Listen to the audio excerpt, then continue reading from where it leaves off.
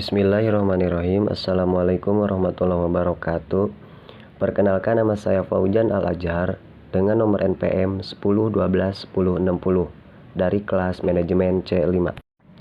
Di sini saya akan menjelaskan tentang Ma'rifatul Rasul. Ma'rifatul Rasul itu kebagi menjadi 4 bagian. 1. Hajatul insan ila Rasul, yang artinya kebutuhan manusia kepada Rasul. 2. Ta'riful Rasul, yang artinya pengertian Rasul.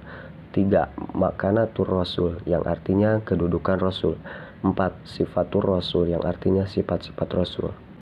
Hajatul insan ila Rasul, atau artinya kebutuhan manusia terhadap Rasul. A. Al-insan. Al-insan atau disebut juga manusia adalah ciptaan Allah Subhanahu wa Ta'ala yang diberikan banyak kelebihan dan keutamaan dibandingkan dengan makhluk Allah lainnya. Kata al-insan disebutkan dalam Al-Quran sebanyak 73 kali yang disebut salam 43 surat.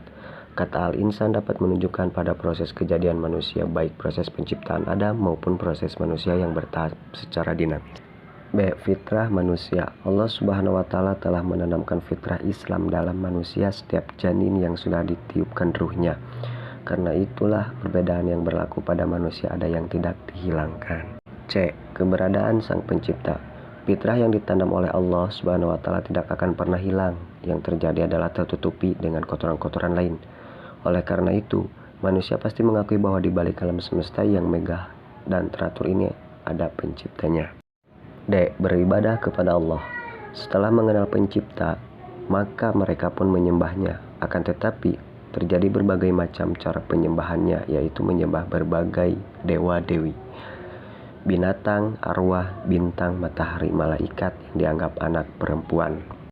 E. Hidup yang tertera. Fitrah yang mendorong manusia hidup secara teratur. Mereka hidup berkelompok. Mereka menunjuk satu orang sebagai pemimpin. Mereka mentaati aturan yang disepakati bersama atau yang ditentukan oleh sang pemimpin. Hanya saja karena ketiada pertunjukan atau petunjuk, akhirnya mereka merasa lebih tinggi dibanding lainnya dan akan terjadi penindasan, peperangan, penjajahan, dan perbudakan. Petunjuk Rasul. Untuk mengatasi dan menyelesaikan berbagai kekacauan itu, maka Allah mengirim para Rasul untuk memberikan petunjuk kepada umat manusia. Petunjuk itu berupa wahyu yang Allah turunkan kepada para nabi dan Rasul. G. Mengenal Sang Pencipta. Dengan petunjuk itulah manusia dikenal oleh para Rasul tentang pencipta satu-satunya alam semesta ini, yaitu Allah Subhanahu wa Ta'ala. H. Panduan hidup. Para Rasul juga memberi petunjuk tentang aturan-aturan yang seharusnya menjadi pedoman hidup mereka. Bukan aturan-aturan yang dibuat mereka. Pedoman hidup itu seharusnya mampu mengarahkan manusia pada jalan yang lurus, bukan jalan yang menyimpang dan sesat. I. Beribadah dengan benar.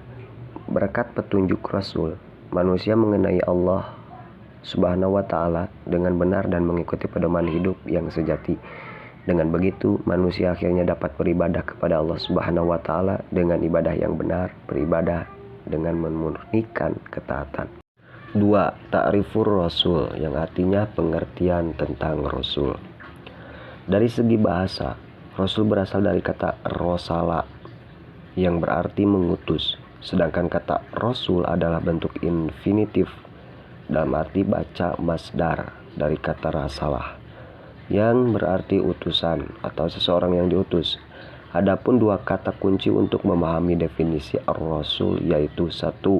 Hamilur risalah, yang artinya membawa dan menyampaikan risalah. 2. Qudwatu ditatbiqir risalah, yang artinya menjadi qudwah bagi umat manusia dalam melaksanakan ajaran yang dibawa. Namun perlu diingat, tidak semua orang yang mendapatkan risalah ajaran dan menjadi qudwah dapat disebut atau diakui sebagai rasul. Karena rasul-rasul yang diutus oleh Allah Subhanahu wa Ta'ala memiliki ciri-ciri khusus. Di antaranya adalah sebagai berikut. Memiliki as-sifat as-saisiyah, yang artinya sifat-sifat asasiyah. 2. Memiliki al-mu'jizat, yang artinya mukjizat. 3. Adanya al-bisyarah, yang artinya berita gembira kedatangannya. 4. Adanya an-nubuwah, yang artinya berita-berita kenabian. 5. Adanya as-samarah, yang artinya hasil dakwah yang dilakukannya. 3. Makanatur Rasul atau kedudukan Rasul. Kedudukan Rasulullah SAW diantaranya 1. Sikap orang akan berbeda ketika berhadapan dengan orang lain sesuai dengan kedudukan yang dihadapi itu. 2. Kaum kafir Quraisy menuduh Rasulullah SAW dengan berbagai tuduhan keji. 3. Bagi seorang Muslim, Rasulullah SAW menduduki tempat yang sangat mulia dalam hidupnya. Nabi Muhammad SAW yaitu hambanya Allah. Kedudukan Muhammad SAW adalah sebagai salah satu hamba dari hamba-hamba Allah. Menurut ulama, kata hambanya berarti jisman wa ruhan, atau jasad dan ruh, bukan ruhnya aja, tetapi sebagai seorang hamba. Beliau SAW adalah 1. Seorang manusia, 2. Memiliki nasab garis keturunan, 3. Memiliki jasad, 4. Perjalanan Nabi. 4. Yaitu sifatur Rasul atau sifat-sifat Rasul. Sifat-sifat Rasulullah SAW memiliki sifat-sifat kerasulan. Di antaranya adalah sebagai berikut. 1. Al-Basyariyatul Kamilah, yang artinya kemanusiaan seutuhnya, bahwa Rasulullah adalah manusia. 2. Al-Ismah, yang artinya terpelihara dari kesalahan dan dosa. Kangjeng Rasulullah SAW maka akan dimaksum dari dosa atau tidak pernah melakukan hal-hal yang tidak disukai oleh Allah Subhanahu wa taala. 3. As-Sidqu, jujur, bahwa Rasulullah SAW itu adalah bersifat jujur. 4. Al-Fatonah, yang artinya cerdas. 5. Al-Amanah, yang artinya terpercaya. 6. At-Tabligh, yang artinya menyampaikan risalah. 7. Al-Ittijamul Kamil, komitmen yang sempurna terhadap kebenaran. Rasulullah SAW ala khuluqin azim, berada di atas akhlak yang agung. Beliau memiliki akhlakul Quran, akhlak Al-Quran. Maka kewajiban kita selaku umatnya adalah menjadi beliau sebagai uswatun hasanah ataupun jadi suri tauladan yang baik.